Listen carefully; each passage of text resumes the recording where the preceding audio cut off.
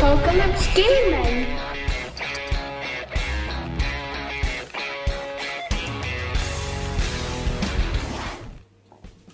Hi there my friends, hope you're all well. Well, I just want to show you what I've received through in the post today. It's my new Dreadball KickOff starter set. Dreadball, the futuristic sports game. For those of you who don't know Dreadball, it reminds me of a few things. Take rugby and American football, bring it into the future. But it also reminds me heavily of two things that influenced me a lot in my youth. It reminds me of James Caan's Rollerball, the movie, which was awesome, but don't check out the remake. It also reminds me very much of one of my most favourite Amiga games that I used to play, which was Speedball 2. Basic concept, two teams on the field of play, and they both beat the hell out of each other and score lots of goals and lots of points. But it's in my preferred medium this time, tabletop miniatures. So, you get in the box 8 humans, 8 marauders, and everything else you need to play, such as the board, counters and rules. But I just wanted to show you the box itself, because I don't know about you, but I kinda like seeing my boxes in their shiny new cellophane before I rip that cellophane off. So, I just thought I'd show you it like this before we crack it open and take a look at the contents. Right then folks, let's take a look inside this baby. Get the lid off. So, this is how it comes. So what do we have here? We have a wee card there showing you some of the MVPs that are going to be available. On the opposite side, this here lets you know about, if you don't already know, that there's a Dreadball KickOff Extra Time coming out as well. Now that allows you, if I've got my understanding correctly, to expand the slimmed down box starter set up to the same level as the main box starter set. So you can get access to all the things that would be in the other set should you want to take it up to that level. This here appears that Mantic do some form of reward scheme, which I wasn't aware of.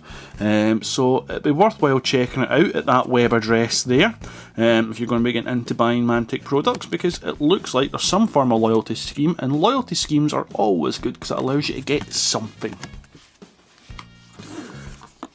There we go, so there's the rulebook. It's a nice, slim, easy to handle rulebook. I like rulebooks of this size for one main reason, is they are easy to handle, they're easy to flick through.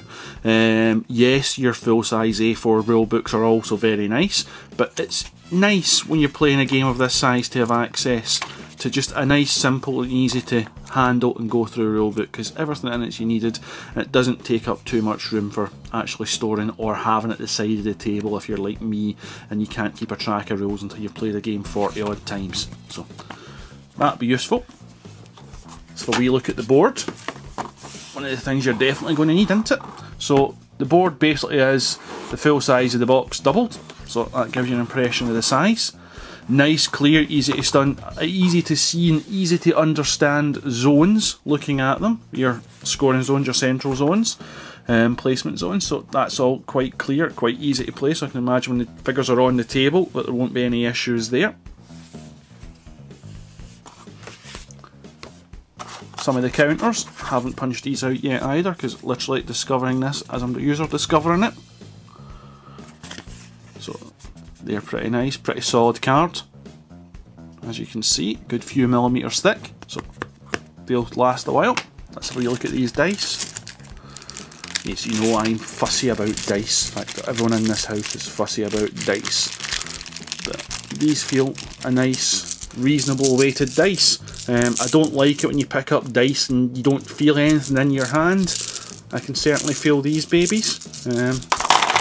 Yeah, nice feeling dice to handle. And there is the minis. Now I'll crack this open so we can look at them all separately rather than just in the cellophane. But I wanted you to see how they come. So it looks like arms or heads, etc. are all in a separate little poly bag inside the main one, so you shouldn't ever have any issues of something missing because it's all kept together, nice, solid and sound. So we'll crack that open next and actually take a look at the minis.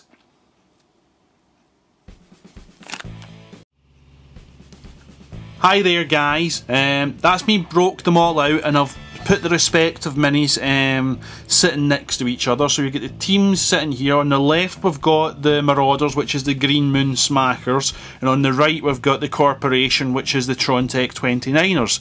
Now, being a complete newbie to this game, something I can see right away is both teams are balanced completely differently, and that's just looking at the models. You can see that, which is something I do like, because I'm seeing there's two different flavours to the teams here. On the right with the Corporation, we can see it's a relatively balanced team because there's three different styles of player. From what I know, there's Guard, Jack and Strikers. And for the Corporation, the Tron-Tech 29ers, it looks like we have 2 Guards, 3 Jacks and 3 Strikers. So a reasonably balanced team that looks to be based around a bit of skill.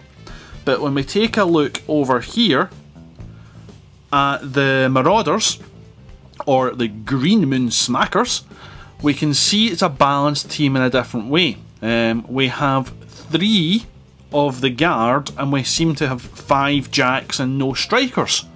So it's a completely different balance to the team, one that looks like a lot more physical but a lot less skillful, and that's jumping out to me on the sculpts, just looking at them. We'll go in and we'll look at them a bit more detailed, but once I unbagged these and put them on the table and put all the parts next to each other, just looking at the minis, that struck me right away that the minis alone are telling me the game, the two teams have got a different balance to them, and I thought you might be interested in knowing that as well. Because it certainly opened my eyes just looking at them. So before we go in and look at each model individually, I just want to do another quick sweep across this way.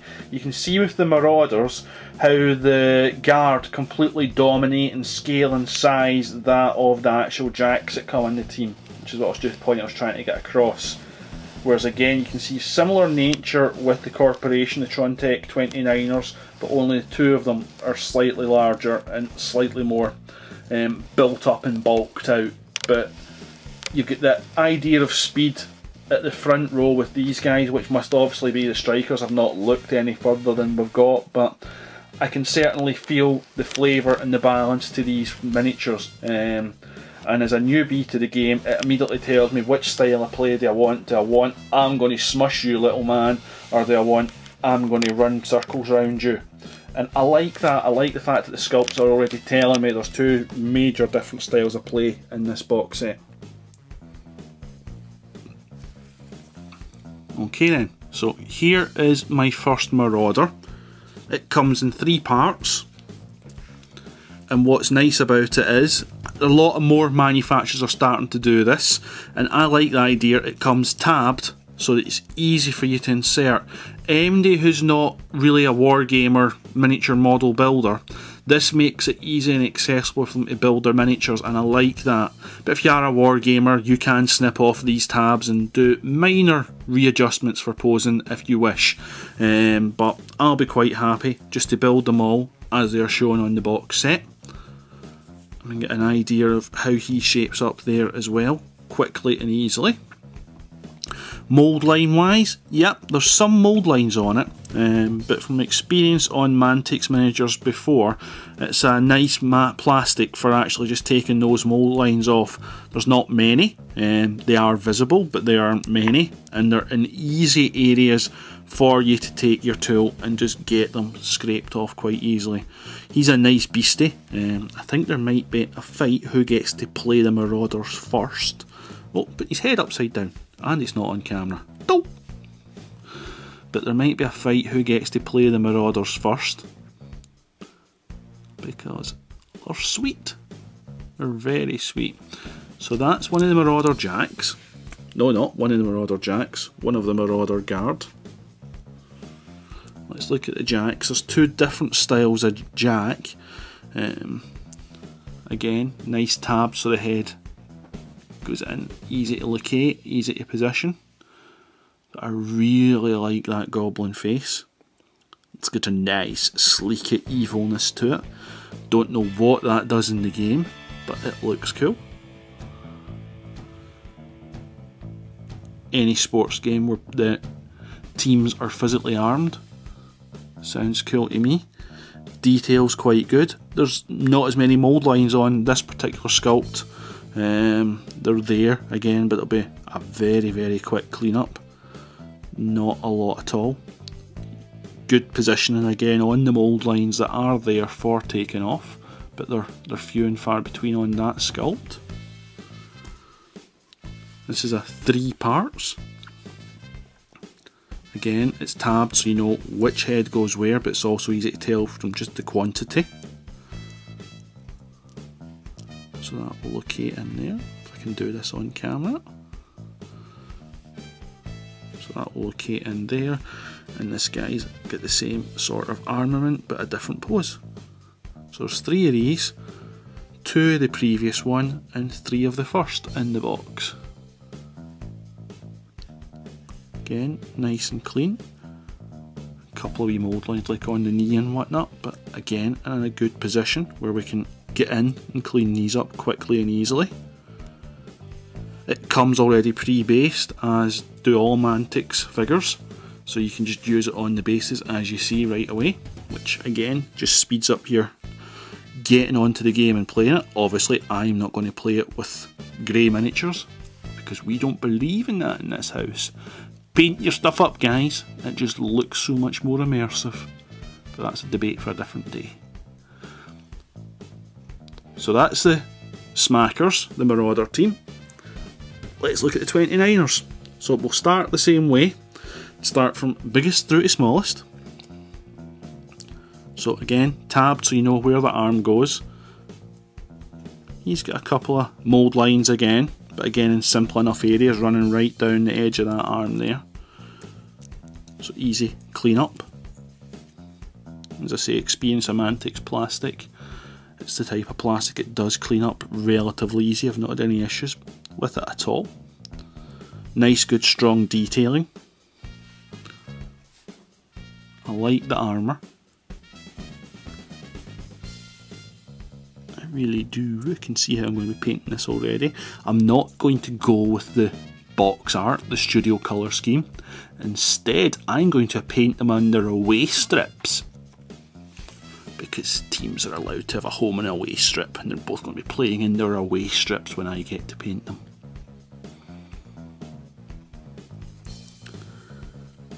Isn't that the way most teams do it, have a home and away strip? Tabbed again, so you can't mix it up, and all the tabs are different, so you definitely know which arm goes with which body and where it gets posed.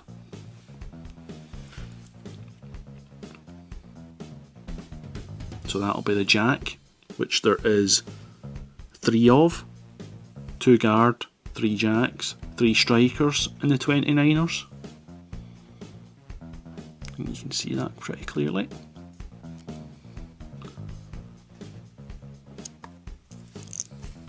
And the last one.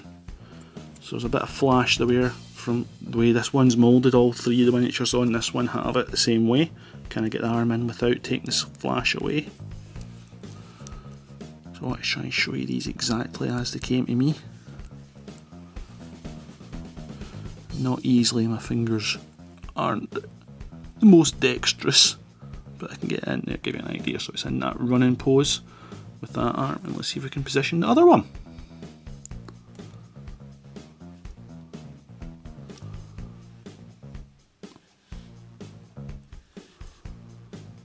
So he's really in a speedy pose when you see the arms.